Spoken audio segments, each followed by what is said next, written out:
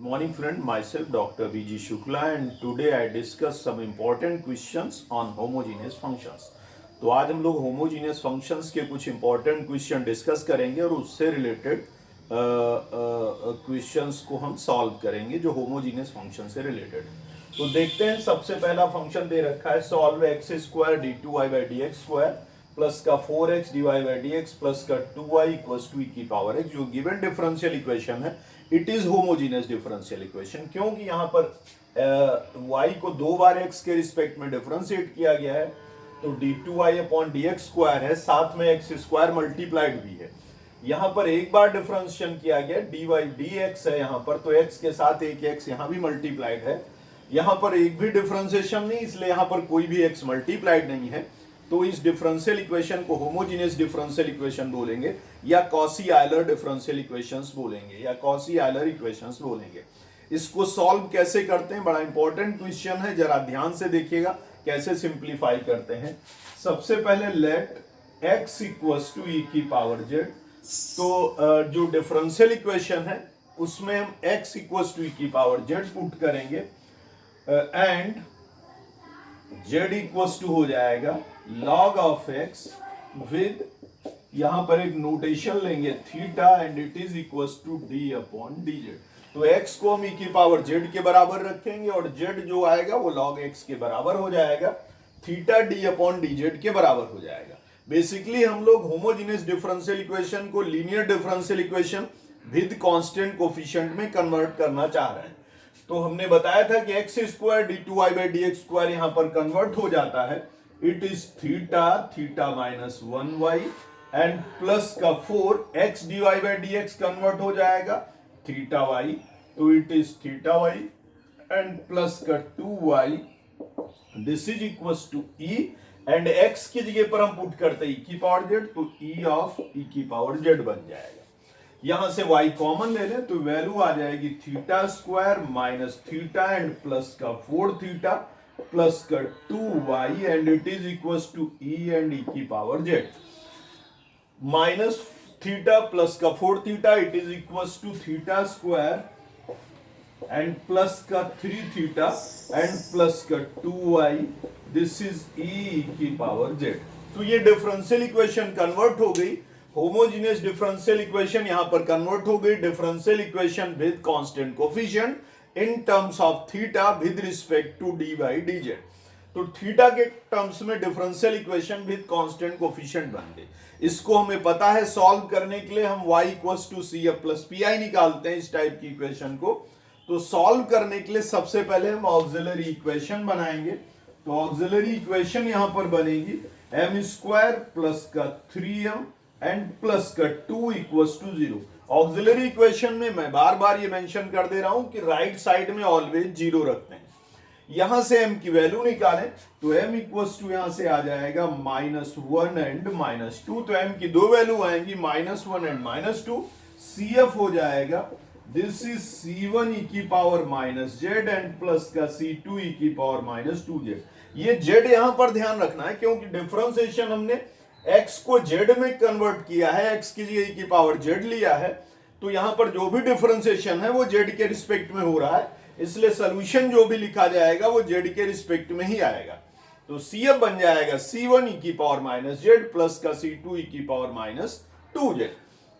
इसके बाद फिर पर्टिकुलर इंटीग्रल निकालेंगे तो pi निकालेंगे, this is equals to 1 upon theta square plus का 3 थीटा एंड प्लस का 2, साथ में था e की पावर z।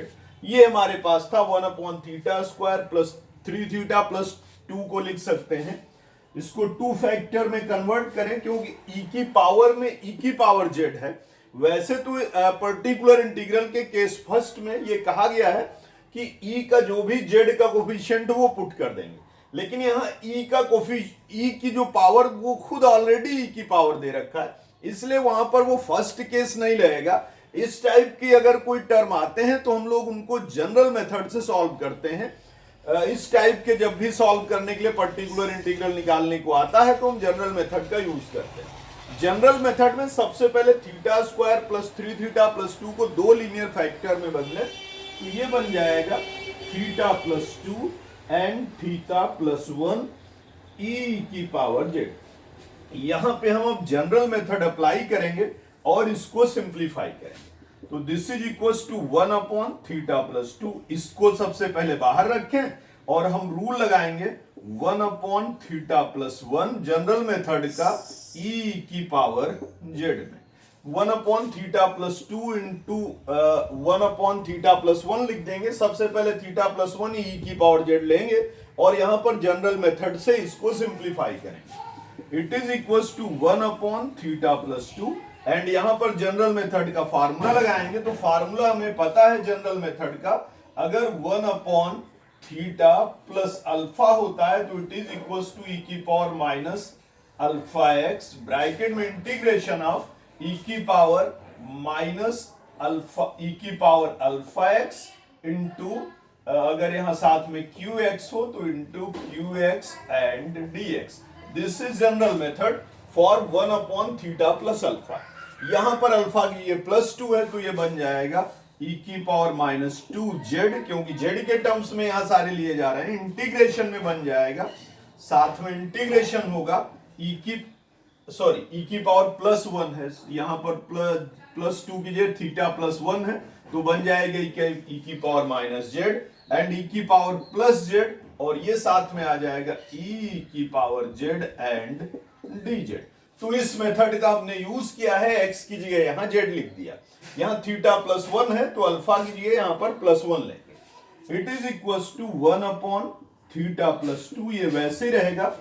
ब्रैकेट के टर्म्स को सिंप्लीफाई करें तो ई की पावर माइनस जेड, ब्रैकेट में ई की पावर जेड को अगर टी मान लें, लेट ई की power Z equals to T, then E की power Z D Z, this is equals to D T.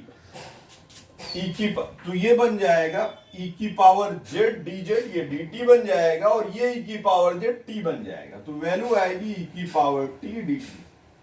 ई की पावर टी का इंटीग्रेशन कर दें तो ई की पावर टी का इंटीग्रेशन फिर से ई की पावर टी आएगा, क्योंकि ई की पावर एक्स में कोई इंटीग्रेशन का फर्क नहीं पड़ता। तो ये वैल्यू आ जाएगी this is equal to 1 upon theta plus 2 e की पावर माइनस जेड इंटू साथ में यहां पर ई की पावर जेड, ई की पावर जेड हमारा टी था, ई की पावर टी का इंटीग्रेशन ई की पावर टी। एंड अब हम टी की वैल्यू पुट करेंगे तो वैल्यू यहां से निकल के आएगी 1 अपॉन थीटा प्लस 2 ई की पावर माइनस जेड एंड ई की पावर जेड बन जाएगा। तो ये वैल्यू आ जाएगी ई की पावर माइनस जेड इंटू ई की पावर जेड की वैल्यू आएगी। अगेन फिर से इसमें जनरल मेथड का यूज करें, क्योंकि 1 अपॉन थीटा प्लस 2 आ गया है और यहां पर क्यू का रोल जो क्यू एक्स था, यहां पर क्यू का रोल यहां ई की पावर माइनस जेड और ई की पावर जेड कर रहा है। तो फिर से यहां जनरल मेथड अप्लाई कर रहे हैं इस लीनियर फैक्टर में, तो आएगा ई की पावर माइनस 2 जेड इंटीग्रेशन में ई की पावर प्लस 2 जेड ई की पावर माइनस जेड इंटू ई की पावर जेड डी जेड। ये क्यू की वैल्यू का रोल करेगा और यहां पर ई की पावर प्लस 2 जेड आ जाएगा। प्लस 2 जेड पावर आपस में माइनस हो जाती तो 2 जेड से एक जेड माइनस हो जाएगा, तो वैल्यू आ जाएगी दिस इज इक्वल टू ई की power minus 2 Z integration of E की पावर जेड एंड ई की पावर जेड डी जेड। और इसका इंटीग्रेशन ऑफ ई की पावर जेड, ई की पावर जेड डी जेड का इंटीग्रेशन आप लोगों ने निकाला है, इट इज ई की पावर जेड। तो इसकी टोटल वैल्यू आ जाएगी ई की पावर जेड, जो अभी हम कैलकुलेट कर चुके हैं, ई की पावर माइनस 2 जेड इंटू ई की पावर जेड। तो हमारे पास ये टोटल इंटीग्रेशन निकल आएगा ई की पावर माइनस 2 जेड इंटू ई की पावर जेड।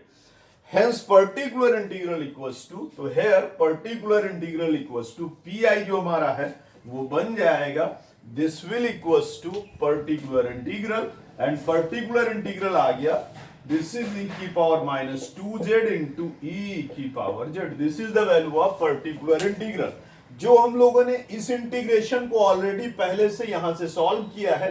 तो ये और ये दोनों सेम है, इसलिए वैल्यू भी इस इंटीग्रेशन की हमारे पास वैल्यू आई थी की पावर टी, और ये ई की पावर जेड वैल्यू आई थी, तो इसलिए इसकी भी ई की पावर जेड आ जाएगी। लास्ट में लिखें y इक्वल्स टू, बस हो गया question C F and plus का पी आई। बहुत आसान क्वेश्चन है, बड़ी इजी सॉल्व हो जाता है, लेकिन मोस्ट इंपॉर्टेंट क्वेश्चन में से एक है। Then y equals to CF की वैल्यू थी C1 e की पावर माइनस जेड प्लस का C2 e की power minus 2z and plus का e की power minus 2z into e की power z. This is the value of y. तो ये y की वैल्यू आ जाएगी. नाउ क्योंकि जो वैल्यू हमने निकाली है वो इन टर्म्स ऑफ z निकाली. This y is solution of differential equation with constant coefficient. तो z को हमें भी x में कन्वर्ट नहीं किया है. तो अब हम z को x में कन्वर्ट करेंगे तब इस जो होमोजेनियस डिफरेंशियल इक्वेशन दे रखी है उसका सोल्यूशन निकलेगा. तो y इक्वल्स टू लिख सकते हैं C1 e की पावर माइनस जेड की जगह log x एंड प्लस का C2 e की power minus 2 log x and plus का e की power minus 2 log x and e की पावर z की जगह पर log x. तो हमने पहले ही बताया था e अगर कहीं e की पावर में log x है तो ये दोनों आपस में कैंसिल हो जाते हैं, वैल्यू आती है x. अगर e की पावर 2 log x है तो ये आ जाएगा e की पावर log x स्क्वायर बन जाएगा और फिर से e log कैंसिल हो जाएगा और यहाँ x स्क्वायर आ जाएगा. ऐसे अगर e की पावर माइनस log x आता है तो ये बन जाएगा e की पावर log x की पावर माइनस 1 और ये दोनों इनवर्स हैं तो इसलिए x की पावर माइनस 1 बन जाता है. ये वैल्यू यहां पर पुट कर दें तो y इक्वल्स टू आ जाएगा C1 x की power minus 1 plus C2 x की पावर माइनस 2 एंड प्लस का x की पावर माइनस 2 e और log कैंसिल इनटू e की power x. This is the complete solution of this differential equation. तो ये जो डिफरेंशियल इक्वेशन आपकी है उसका कंप्लीट सॉल्यूशन निकल आएगा. बस थोड़ा सा ध्यान से अगर देखें तो इजीली आप इस क्वेश्चन को सॉल्व कर सकते हैं. मोस्ट इंपॉर्टेंट क्वेश्चन है, अक्सर एग्जामिनेशन में पूछ लिया जाता है और ये इसका कंप्लीट सॉल्यूशन बन जाएगा. एक और क्वेश्चन देखते हैं और उसको सिंप्लीफाई करते हैं और उसको सॉल्व करते हैं. तो नेक्स्ट एक और क्वेश्चन लेते हैं और उसे सिंप्लीफाई करते हैं. तो क्वेश्चन जरा देखें, होमोजीनियस का ही है तो होमोजीनियस मेथड से उसको सॉल्व करेंगे और उसको सिंप्लीफाई करेंगे. तो क्वेश्चन दे रखा है solve x square d2y over dx square plus का 3x dy over dx plus का 5y. This is equals to sine and sine के एंगल में दे रखा है log x. तो साइन और साइन के एंगल में यहां पर log x दे रखा है. इसे सिंप्लीफाई, यहां पर माइनस का 3x है तो माइनस का 3x dy by dx plus का 5y. This is equals to sine log x. इस डिफरेंशियल इक्वेशन को सॉल्व करेंगे और इसे सिंप्लीफाई करेंगे और वैल्यू निकालेंगे. देखिए जरा सॉल्यूशन. तो सबसे पहले चेक कर लें कि ये डिफरेंशियल इक्वेशन होमोजीनियस है क्योंकि यहां पर y को 2 टाइम्स x के रिस्पेक्ट में डिफरेंशिएट किया गया और साथ में x मल्टीप्लाइड भी है. यहां y को 1 टाइम x के रिस्पेक्ट में डिफरेंशिएट किया गया, साथ में x मल्टीप्लाइड है. यहां पर कोई डिफरेंशिएशन नहीं है इसलिए कोई भी x मल्टीप्लिकेशन में नहीं है. तो इसको होमोजेनियस डिफरेंशियल इक्वेशन को वैसे ही हम सिंप्लीफाई करेंगे. Let x equals to e की power z and z equals to log of x with theta के ऊपर रख देंगे d अपॉन dz. तो d अपॉन dz की जगह पर यहां हम थीटा मानेंगे. तब हमारे पास x square d2y by dx square convert हो जाएगा theta minus 1 of y minus का 3 and x D Y by dx will be converted into theta of y and plus का 5y. This is equals to sine and z. तो it is sine z. Now we take common out y को common ले लें तो equation बन जाएगी theta square minus 3 theta will be minus 4 theta and plus का 5 y. This is equals to sin z. Now this homogeneous differential equation will be converted as a linear differential equation with constant coefficient in term of z. ये जो differential equation थी वो अब linear differential equation with constant coefficient में convert हो गई है. इसलिए इसको हम सिंप्लीफाई करते हैं by using y equals to cf plus pi method. तो उस मेथड से हम इसको सिंप्लीफाई करते हैं और उस मेथड से सॉल्व करते हैं. For this method we take first we make auxiliary equation.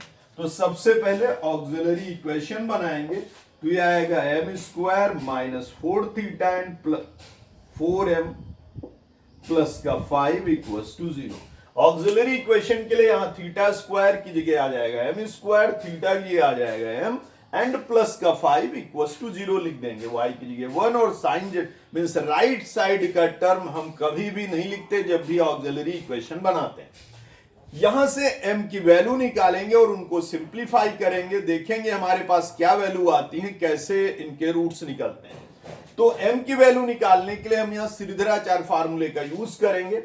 जो हमारे पास फार्मूला हमें ध्यान है ax स्क्वायर प्लस का bx प्लस c अगर 0 है तो फार्मूला कहता है x equals to minus b plus minus under root b square minus 4ac upon 2a।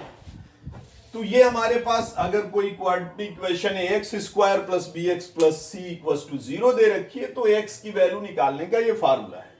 यहां पे हमारे पास x की जगह m दे रखा है, a की जगह 1 दे रखा है एंड b की जगह -4 है, c की जगह 5 है। तो m इक्वल्स टू बन जाएगा माइनस बी माइनस माइनस हो जाएगा प्लस का 4 and plus minus b square 16 minus 4 into 1 into 5 upon 2 into 1 it is equals to m and 4 plus minus 16 minus 20 means -4 under root of -4 will be 2i, तो it is 2i upon 2, तो then it is equals to 2 plus minus i। तो m की value यहां से निकल के आएगी इस फार्मूले से 2 plus minus i।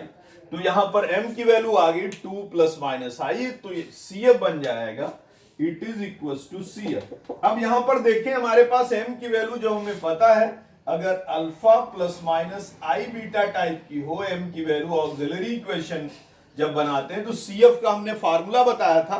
Third case apply करते हैं तो CF यहां पर लिखा जाता है e की power alpha x c1 cos beta x and plus का c2 sin बीटा x, ये CF बन जाता है।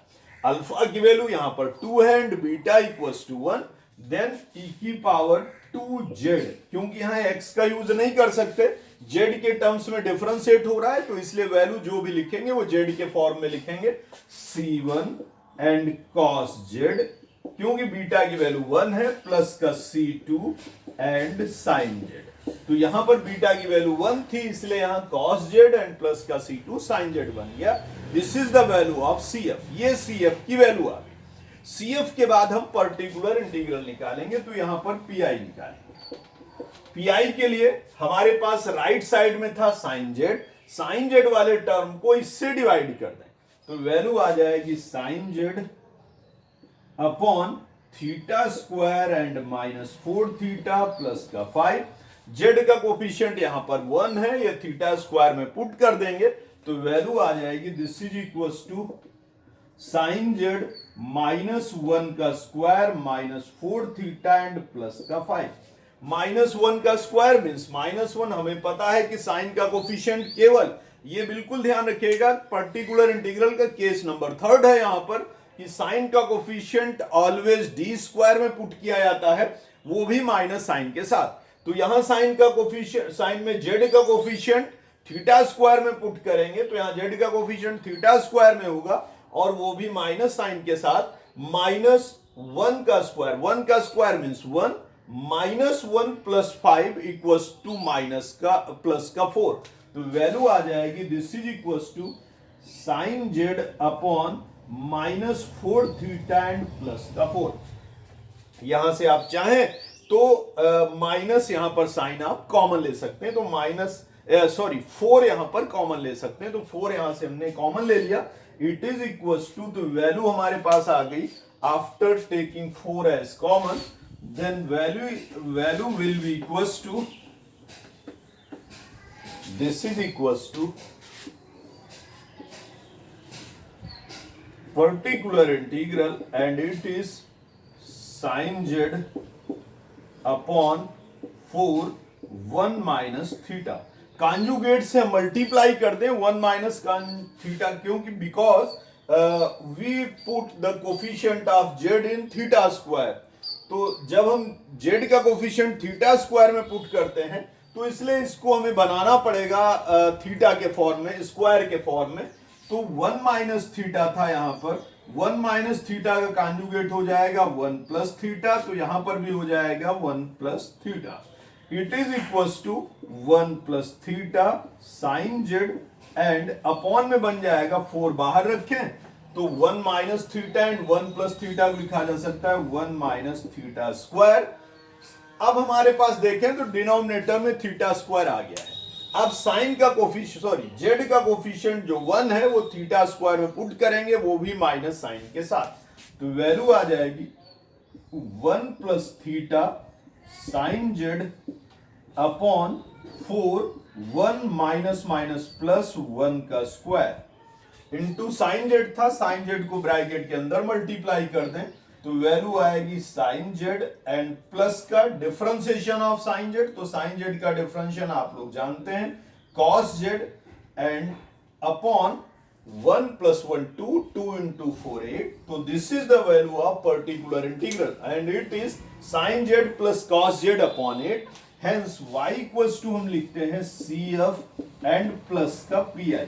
यहां से हम y निकालते हैं CF प्लस PI, CF की वैल्यू आपके पास आई है e की power 2z, then y equals to convert हो जाएगा e की पावर 2z ब्रैकेट में C1 cos z प्लस का C2 sin z and plus का sin z प्लस का cos z अपॉन 8, तो ये वैल्यू आ जाएगी।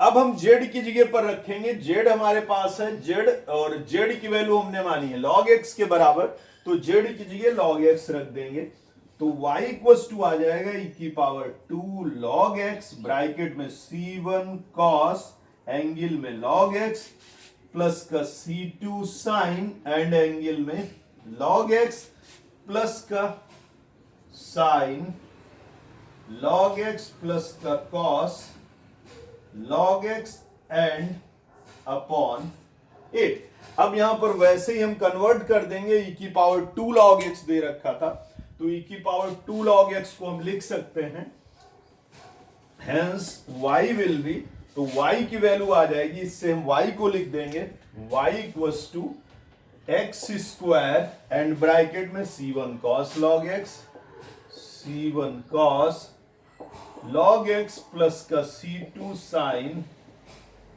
log x एंड प्लस का sin log x प्लस का cos log x and upon 8, तो ये कंप्लीट सॉल्यूशन आ जाएगा x square C1 cos log x plus C2 sin log x and plus का sin log x plus cos log x upon it, this is the complete solution of this differential equation। तो जो differential equation ऊपर है उसका ये complete solution बन जाएगा। एक और क्वेश्चन देखते हैं, वो भी इंपॉर्टेंट क्वेश्चन है, उससे सिंप्लीफाई करते हैं और उसको भी सॉल्व करते हैं, उससे भी कैलकुलेट करते हैं।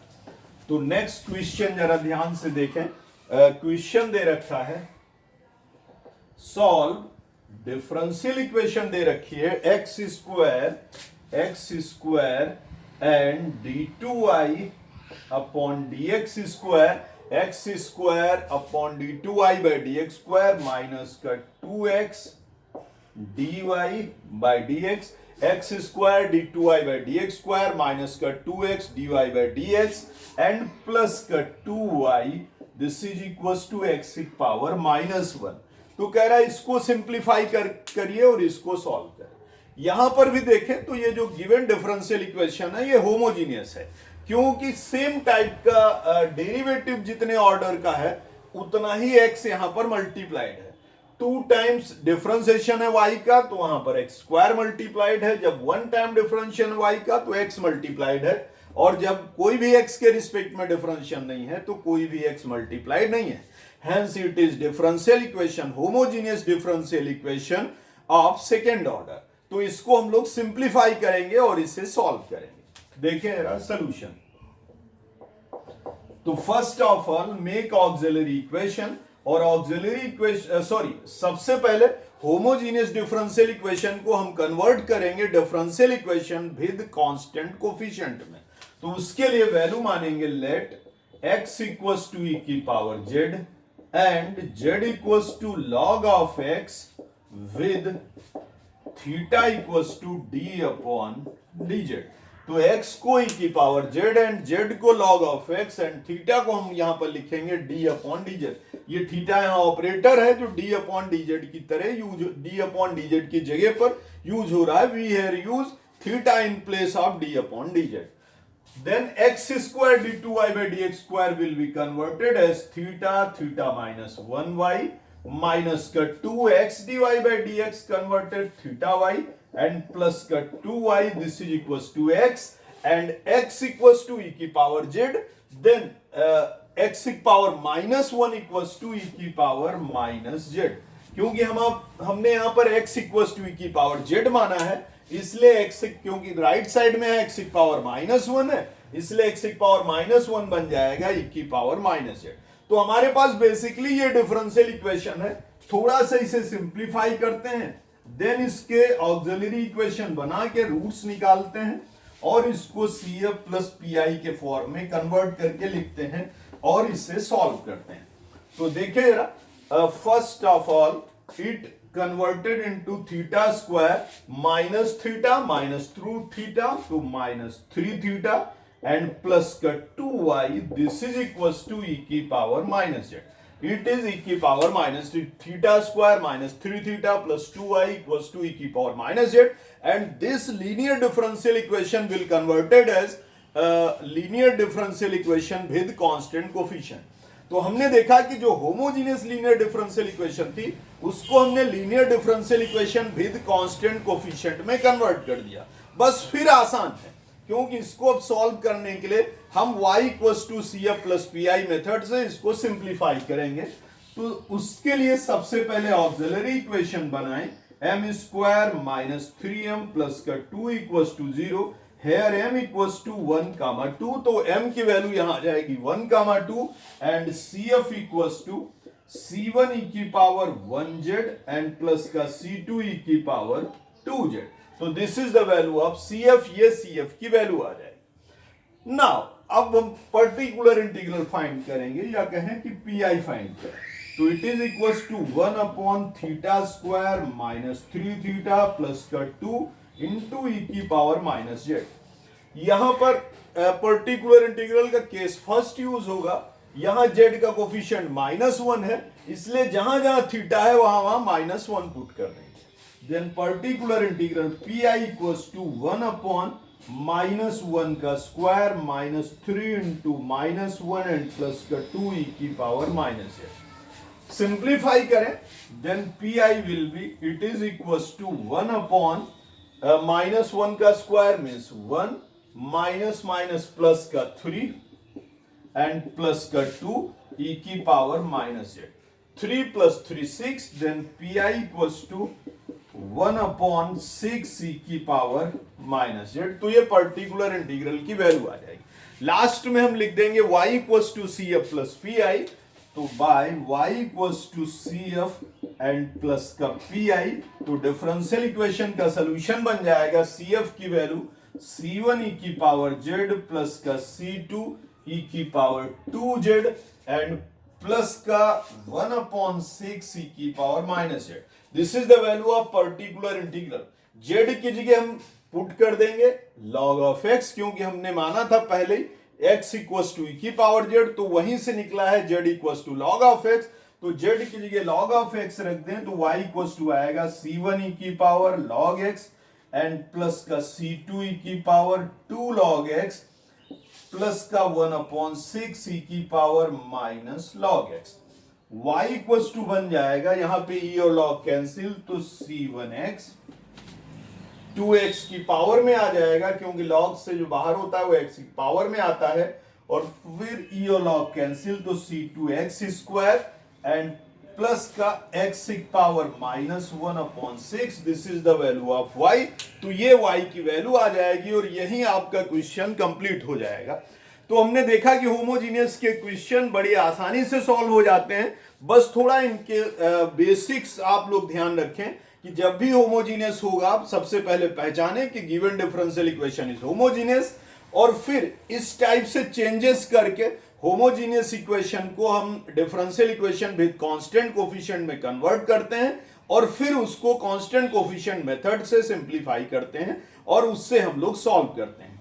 Homogeneous differential equation most important है, इनका इन फ्यूचर भी आगे डिफरेंशियल इक्वेशंस में काफी यूज होता है, तो इस वजह से इन पर थोड़ा प्रैक्टिस कर लें क्वेश्चन पर, जिससे आने वाले जो डिफरेंशियल इक्वेशन के क्वेश्चन हैं वो आसानी से आप सॉल्व कर सके। तब तक के लिए thank you all of you.